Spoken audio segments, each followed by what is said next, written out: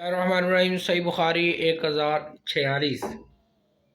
नबी सल्लल्लाहु अलैहि वसल्लम की ज़ौजा मोहतरमा हज़रत आयशा सिद्दीक़ा रज़ी अल्लाह ताला अन्हा से रवायत है, उन्होंने फरमाया नबी सल्लल्लाहु अलैहि वसल्लम की हयात तैयबा में सूरज बेनूर हुआ तो आप मस्जिद में तशरीफ़ लाए। लोगों ने आपके पीछे सफ़े बना ली। आपने तकबीर तहरीमा कही, फिर लंबी क़िरात फरमाई। इसके बाद अल्लाह अकबर कहकर एक तवील रकू किया, फिर समी अल्लाहु लिमन हमिदा कहा तो खड़े रहे और सजदा न किया, बल्कि तवील क़िरात की जो पहली क़िरात से कदर कम थी। फिर अल्लाह अकबर कहकर तवील रकू किया जो पहले रकू से कदर कम था। इसके बाद आपने समी अल्लाहु लिमन हमिदा रब्बना लकल हम्द कहा और सजदे में चले गए।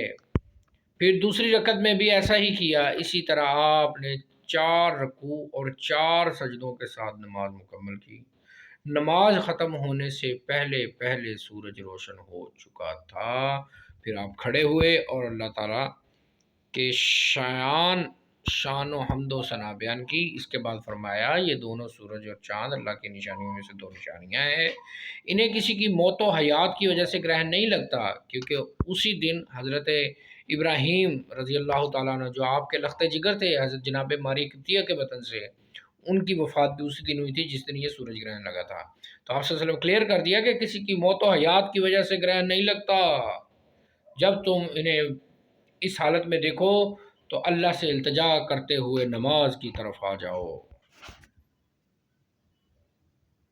आप सल्लल्लाहु अलैहि वसल्लम ने फरमाया, सूरज ग्रहण और चाँद ग्रहण किसी की मौत या हयात की वजह से नहीं लगता, बल्कि ये अल्लाह की निशानियों में से निशानियाँ हैं।